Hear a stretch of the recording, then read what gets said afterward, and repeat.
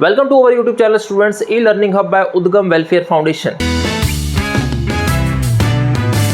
Students, in this video series we are going to discuss about the case studies on definite integrals, and these case studies will be very useful for students whether you are from CBSE or from the ISC board. So let's get started. So students, this is our first case study in which it is mentioned that Ravi, a class 12 student, was studying the chapter definite integrals during his summer break. He was fascinated by how integrals could be used to find the exact area under a curve. His teacher introduced him to the fundamental theorem of calculus, which links the concept of differentiation and integration. Ravi also learned several important properties of definite integrals such as linearity, reversal of limits, and symmetry. For even and odd functions, Ravi explored problems where he could apply these properties to simplify complex expressions and also used standard results to evaluate definite integrals and directly. He was particularly curious about how the definite integral represents the net area and how the limits play a critical role in determining this value. He solved a variety of problems using formulas like, this is the definite integral property, a to b f of x dx is equal to f of b minus f of a, where f dash x is equal to fx. A to b fx plus gx is equal to this property. So based on Ravi's learning journey, answer the following MCQs. So let's move forward and discuss the first problem based on this case study. So students, this is our first question. 0 to pi sin x dx. As we know that integration of sin x equals to minus cos of x. So here we are going to get minus cos x, then the upper limit is pi, lower limit is 0. Now minus of cos pi and minus of minus cos 0, right? We can put the bracket. Minus cos pi is what? Minus of minus 1. Here minus cos 0 is 1. So here you will get minus plus, this is equal to 2. So option number B is our correct answer here. Very simple. Now let's move towards our question number 2. So student, this is our question number 2. Here we are going to discuss the various properties of definite integrals, not only in this particular case study but in our next coming case studies, and it is going to help you a lot in doing revision of your concepts related to definite integrals. If fx is an odd function, so what is an odd function? If odd function is what? If f of minus x equals to minus of fx, and odd functions are basically like sin x, x. So these are the odd functions, because if you put sin of minus x, it will give you minus sin x. Very simple. So let me erase this. So here question is, fx is an odd function, then minus a to a fx dx is what? So if it is an odd function, we know the property of definite integral, that is minus a to a fx dx equals to 0 when what? When fx is an odd function. So this is a property of the definite integral.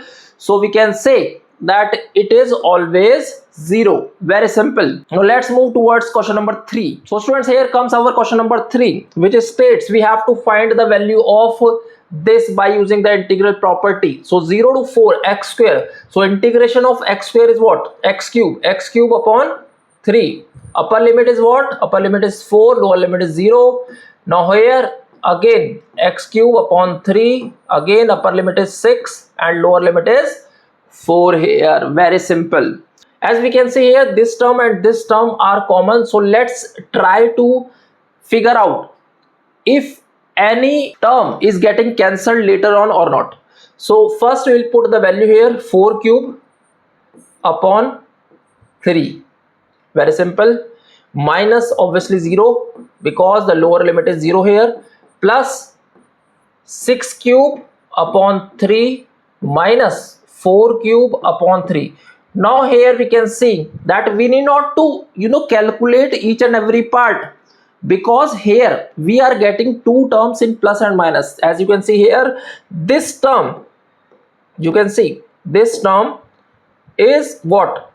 Positive, and this term is negative. So both got cancelled here. We can cancel it out. Now we are having 6 cube upon 3. That means 6 cube is what? 6 into 6 into 6 upon 3. So we can cancel it out. 3 to the 6. 6 6 is 36 to the 72.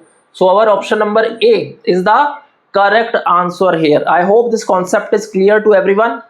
Now let's move towards our question number 4. So students, this is our question number 4. Here we have to evaluate by using the properties only. So integration of 2x is what? 2x square by 2, 3, 1, right? Plus 1x. Integration of 1 is x, 3 and 1 is the lower element. So here we can substitute the value here, or we can simply cancel this out. It is going to give you what? 3 square and minus 1 square, plus here you will get 3 minus 1, and 3 3 is 9, 9 minus 1 is 8, plus 3 minus 1 is 2. You will be getting 10, your answer here. So C is our correct answer here. I think this concept is clear, very simple. So let's move towards question number 5. So students, this is our question number 5, which states that which of the following is true for any continuous function fx. So let's understand these properties first. A to b fx dx is equal to b to a fx dx. Is it correct or wrong? Number 1. A to b fx dx is equal to minus b to a fx dx, right? A to b fx dx is equal to c to b fx dx. So what is this again? A to a fx dx is equal to f of a. Is it possible? Hence we can see that only option number B is the correct answer as per the properties of the definite integral. So students, that was all in this particular case study. I hope you enjoyed this particular video, and if you would like to do our online test on various chapters of grade 12, then these are available on our websites, which are free of cost. I am going to share the link in the description box. We are going to meet in our next videos on different case studies on this particular chapter, that is definite integral, and it is going to help you a lot in revising your concepts, as we are going to discuss various concepts in different case studies. So we are going to meet in our next videos. Till then, goodbye and take care.